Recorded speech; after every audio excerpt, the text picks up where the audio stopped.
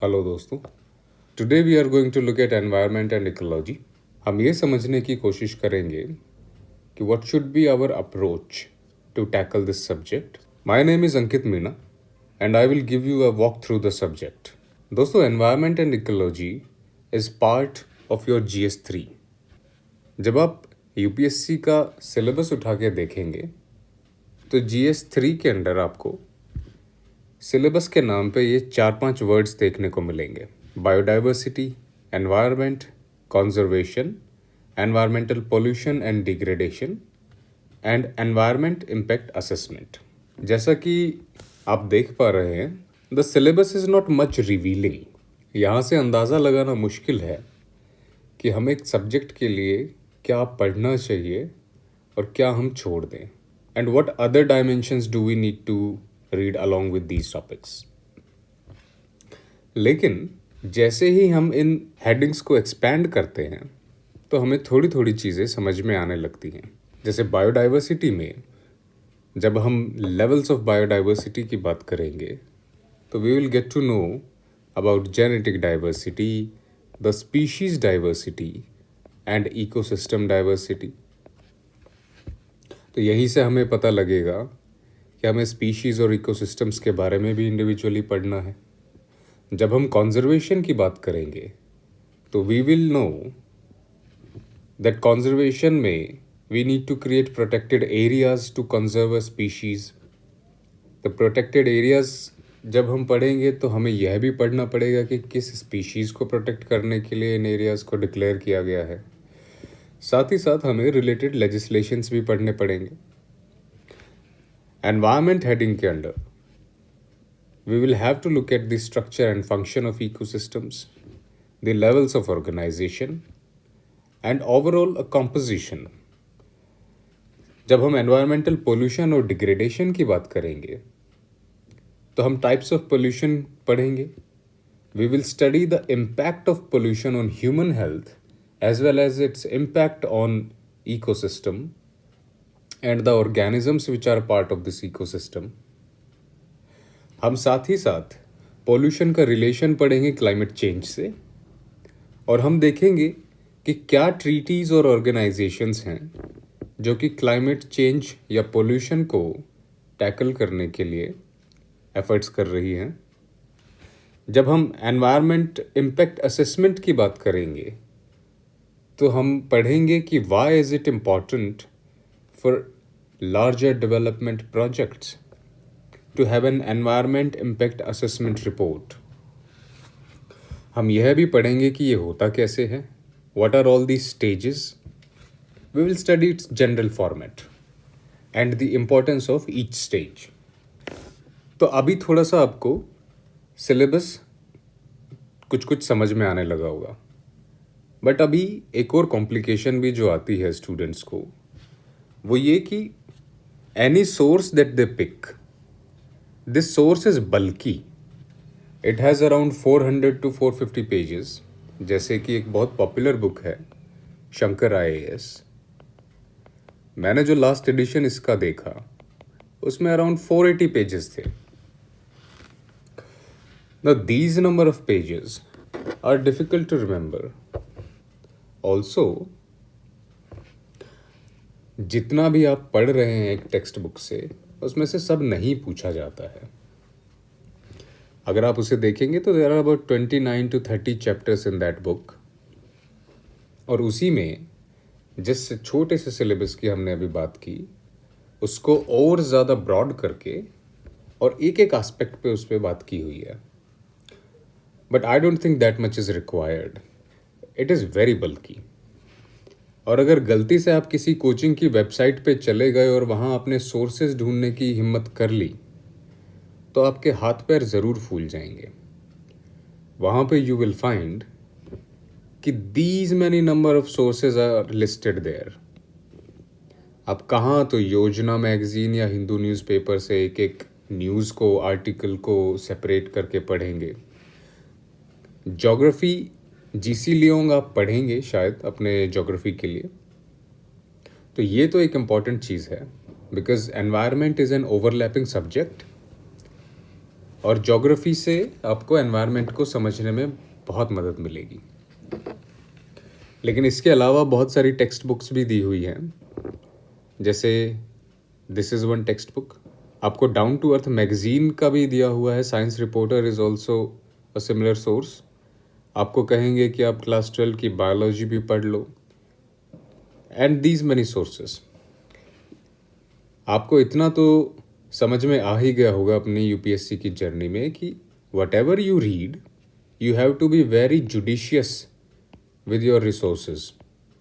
आपको सिर्फ उतना ही पढ़ना है जिसको आप रिपीटेडली रिवाइज कर सकें एंड रैपिडली रिवाइज कर सकें, ताकि वो आपको मैक्सिमम रिटर्न्स दे। देखो, every year there are about 10 to 15 questions from this subject.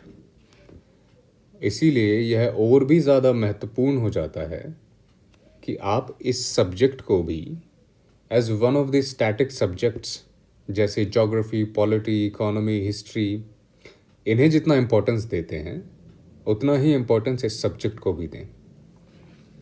So I am here to make your life a little easier. एक और रास्ता है जिससे आपको थोड़ा सा और डिटेल्स मिल सकती हैं सिलेबस को समझने में। जैसे यहाँ पे 2023 का PYQ एनालिसिस किया हुआ है। If you look at this, you will see some keywords and some narrower themes। जैसे कि यहाँ पे आपको देखने को मिल रहा है marsupials, it is a part of adaptation। आपको इन्वेजिव स्पीशीज़ का एक कॉन्सेप्ट यहाँ देखने को मिल रहा है। यहाँ पे आपको यह भी देखने को मिल रहा है कि स्पीशीज़ से 7 क्वेश्चंस आए 2023 में। आप ये भी देखोगे कि यहाँ पे मैकेनिज़म्स की बात हो रही है, जैसे कार्बन मार्केट्स हुए। These are some economic tools जो कि क्लाइमेट चेंज को कॉम्बैट करने के लिए जितने भी इनिशिएटिव्स चल रहे हैं उसमें उनको वायबल और सस्टेनेबल बनाने में मदद करते हैं। आपको पोल्यूटेंट्स भी यहाँ पे देखने को मिलेंगे। अब फॉरेस्ट टाइप्स जैसा एक थीम है, carbon capture, sequestration, mercury pollution, green hydrogen.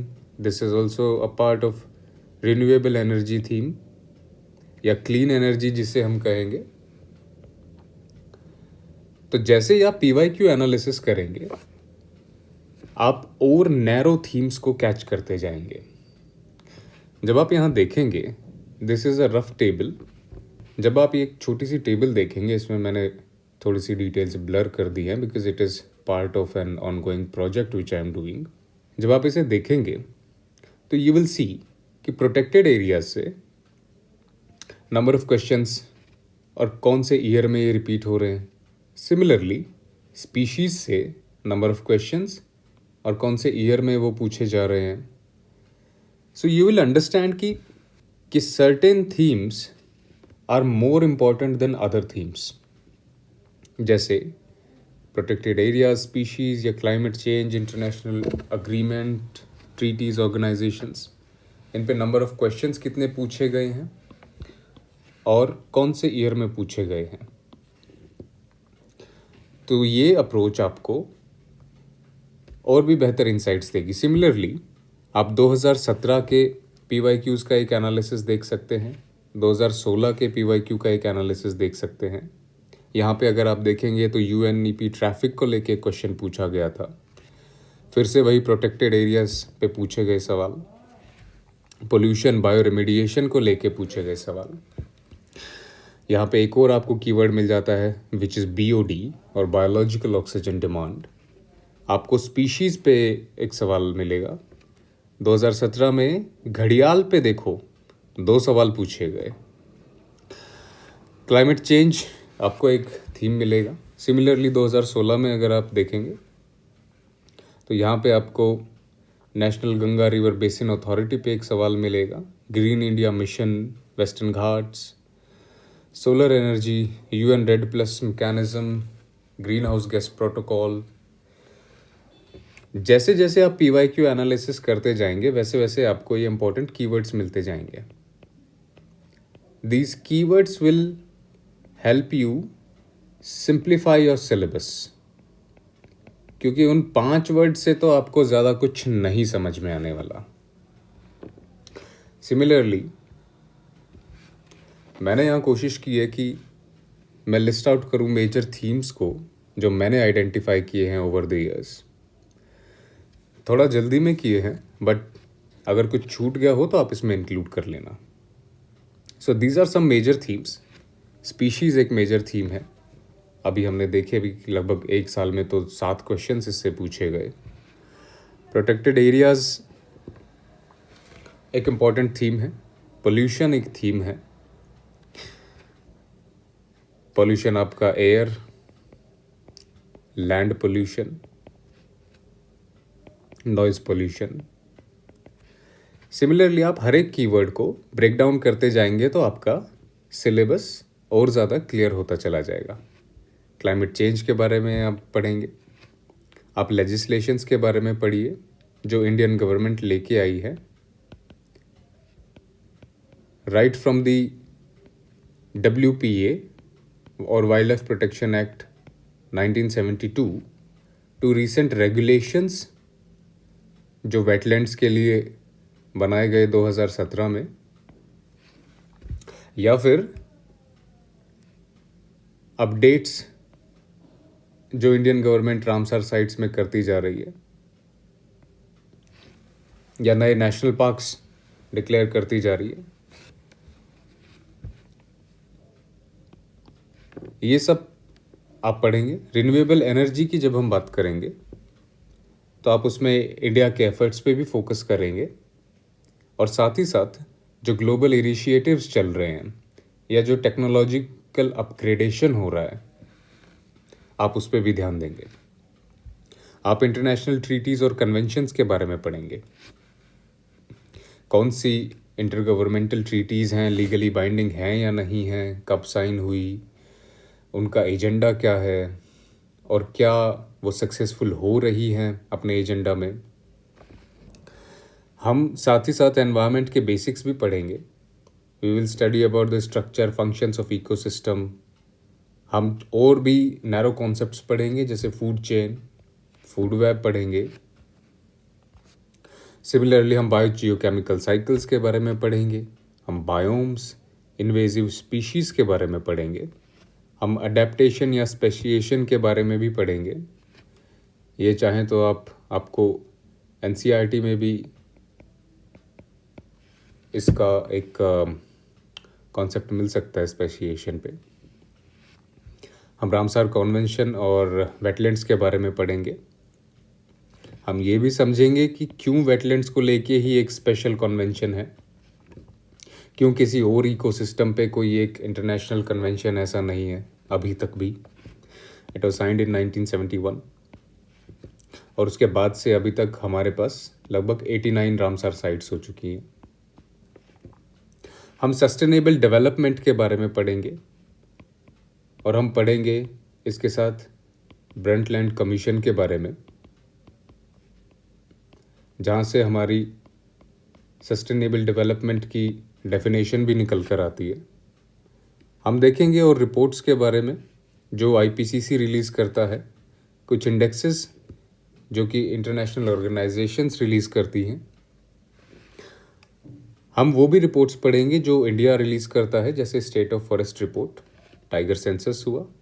हम AQI के बारे में भी पढ़ेंगे टू अंडरस्टैंड पोल्यूशन। हम recent conference of party meetings के बारे में भी पढ़ेंगे, just to have an overview कि दुनिया में चल क्या रहा है अभी, और अभी लेटेस्ट डेवलपमेंट्स क्या हो रहे हैं in the field of climate change. हम मेजर डेवलपमेंट इनिशिएटिव्स को देखेंगे जो कि न्यूज़ में हैं अभी, और साथ ही साथ उनके पोटेंशियल एनवायरमेंटल इम्प्लीकेशंस भी हम पढ़ेंगे। जैसे one of the major development projects that India is undertaking is river linking project. Environmentalists are concerned about its impacts, तो हम थोड़ा सा डिस्कशन उसके बारे में भी कर लेंगे। हमें थोड़ा सा ग्रीन इकोनॉमी इनिशिएटिव्स के बारे में भी समझना ज़रूरी है, या क्या मैकेनिज़म्स जो हैं या पॉलिसी टूल्स हुए, इंस्ट्रूमेंट्स हुए जो कि मदद करेंगे हमें इन ट्रीटीज़ को बेहतर इम्प्लीमेंट करने में। साथ ही साथ हम उन बेस्ट प्रैक्टिसेस के बारे में भी पढ़ेंगे which are being carried out internationally, जैसे कि carbon trading, benefit sharing, extended producer responsibility. We will also study about clean development mechanism. हम कुछ और भी कॉन्सेप्ट्स पढ़ेंगे जैसे कि ethical sourcing, ecological footprint, ecological costs. कोई भी जब आप प्रोडक्ट बनाते हैं तो you take in the input costs, और ये input costs जो आप देखते हैं they are in terms of the cost of raw materials, the cost of labor, land and other things, जैसे कि इंफ्रास्ट्रक्चर हो गया या कैपिटल गुड्स या मशीनरी। आप इन सब चीज़ों को इनपुट कॉस्ट में काउंट करते हैं, लेकिन कुछ ऐसी कॉस्ट्स होती हैं जिन्हें आप काउंट ही नहीं करते हैं कभी, या you never take them into account, जैसे हिडन वाटर कॉस्ट। एक पेयर ऑफ जीन्स बनाने में it's a very famous fact जो कि ऑनलाइन सर्कुलेट होता रहता है कि एक जीन्स बनाने में करीब 1000, कहीं कहीं पे लिखा होता है कि 10,000 लीटर्स भी पानी लग जाता है एक पेयर ऑफ जीन्स बनाने में। टेक्सटाइल इंडस्ट्री बहुत सारा पानी यूज़ करती है, there is no doubt in that, वो भी एक कॉस्ट है। हम रिसोर्स यूज़ एफिशिएंसी के बारे में भी पढ़ेंगे, साथ ही साथ थोड़े से जो एग्रीटेक इनोवेशंस आ रहे हैं which are helping us reduce these input costs and also which are helping us use our resources more judiciously, थोड़ा सा हम उनके बारे में भी देख लेंगे। जैसे राइस इंटेंसिफिकेशन पे एक सवाल पूछा गया था,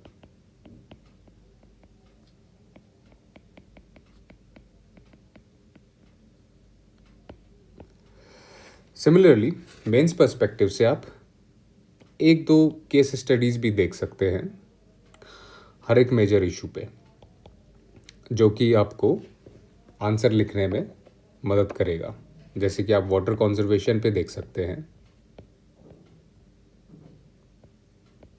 इसके सोशल इम्पैक्ट्स भी आप देख सकते हैं, specially impact on women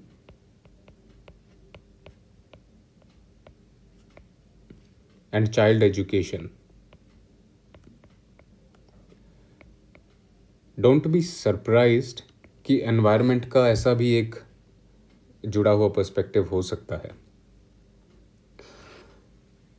so this is a brief overview, ये सब आपको पढ़ने की ज़रूरत है। तो आई होप कि अब आपको थोड़ा सा सिलेबस और क्लियर हुआ होगा और आपके लिए थोड़ा सा सिंप्लीफाइड हो गया होगा। आप बस इन मेजर थीम्स पे फोकस करें एंड यू विल फील कि आप PYQs को भी जब सॉल्व करने बैठेंगे तो आपको लगेगा कि हाँ, there is a pattern to this. So let's sum up this video. So what should be our approach towards this subject. जो चीज़ मैं सबसे पहले बोलना चाहता हूँ आपको, that is please set your expectations right. अगर 10 से 15 क्वेश्चंस आ रहे हैं किसी भी एग्ज़ाम में एनवायरनमेंट एंड इकोलॉजी से, प्लीज़ डू नॉट बिलीव और do not stay under the impression कि आप उसमें से 15 में से 15 क्वेश्चंस ही सॉल्व कर देंगे। That is very very difficult. कर भी सकते हैं but that is very difficult. आप जितना मटेरियल पढ़ेंगे उसे सॉल्व करने के लिए, वो एफर्ट बहुत ज़्यादा हो जाएगा। इसीलिए आप जो भी स्टैंडर्ड टेक्स्ट बुक या कुछ भी पढ़ेंगे उससे आप इतनी उम्मीद रखिए कि you will be able to solve at least 50% और slightly more than that out of this 15 questions. अगर आप इतना कर पाए दैट वुड बी सफिशिएंट। आपको इंडिविजुअली सब्जेक्ट्स में अच्छा परफॉर्म करना है and your prelims would be a cakewalk. Also the best way to approach this subject, जितना हम समझ चुके हैं, वो आपके सिलेबस से नहीं आपके PYQs से ही आपको एक गाइडिंग लाइट मिल सकती है, उसे यूज़ करिए। साथ ही साथ रिमेंबर दिस रूल, जितना भी एक टेक्स्ट बुक में मटेरियल दिया हुआ है उसमें से 20% कंटेंट से ही लगभग सवाल पूछे जाते हैं, बाकी 80% जो है वो आपको इन्फॉर्मेशन ओवरलोड करने के लिए ही होता है। Every coaching wants to make sure कि वो लोग ऐसा कंटेंट दें जिसको पढ़ते ही स्टूडेंट को लगे कि यार इन्होंने बहुत मेहनत की अपने कंटेंट पे। और वो बहुत मेहनत जो है ना, it often results in bulky notes, because everyone wants to appear smart. तो आपको थोड़ा सा जुडिशियस होना है इसमें। एटलीस्ट आपको कोशिश ये करनी चाहिए कि you remember what has been asked in the exam. You should try to identify the patterns, और आप एक बेसिक फॉर्मूला बना लो इस एग्ज़ाम को या इस सब्जेक्ट को अप्रोच करने का, विच इज़ करंट अफेयर्स जो हैं वो आप मैगज़ीन से कवर करें, क्योंकि PT 365 जो है वो ईयर एंड में आती है और तब तक काफ़ी समय गुजर चुका होता है। आपका कुछ बैकलॉग भी होता है जिसकी वजह से आप प्रेशराइज्ड फील करते हैं। इसलिए मेरी सलाह है कि आप हर महीने मैगज़ीन का एनवायरनमेंट सेक्शन प्रॉपर तरीके से पढ़ते हुए चलें। स्पीशीज़ की लिस्ट वगैरह जो है वो हाँ आपको PT 365 में मिल सकती है देखने को। इसके अलावा आप कोई भी एक टेक्स्ट बुक चुन लें, बट बी सेलेक्टिव, और उसमें से आप रीडिंग भी सेलेक्टिव ही करें। कोशिश करें कि पहले ये जो थीम्स जो हमने यहाँ पे लिस्ट आउट किए हैं इन्हें ठीक से पढ़ लें, उसके बाद जो चीज़ें हैं उन्हें आप बाद में पढ़ सकते हैं। Also the most important part is कि रिवाइज तो आपको करना ही करना है, but keep testing your self. और इसके लिए आप PYQs को भी अटेम्प्ट करें पढ़ने के बाद, एंड जो कोचिंग के अगर कुछ आपको क्वेश्चंस मिल जाएं एनवायरनमेंट एंड इकोलॉजी के, जो टॉपिक स्पेसिफिक क्वेश्चंस हों, उन्हें भी आप अटेम्प्ट करें, क्विजेज अटेम्प्ट करें, जिससे आपको एक अंदाज़ा मिलता रहे कि आप अपनी प्रिपरेशन जर्नी में कहाँ पहुँच रहे हैं।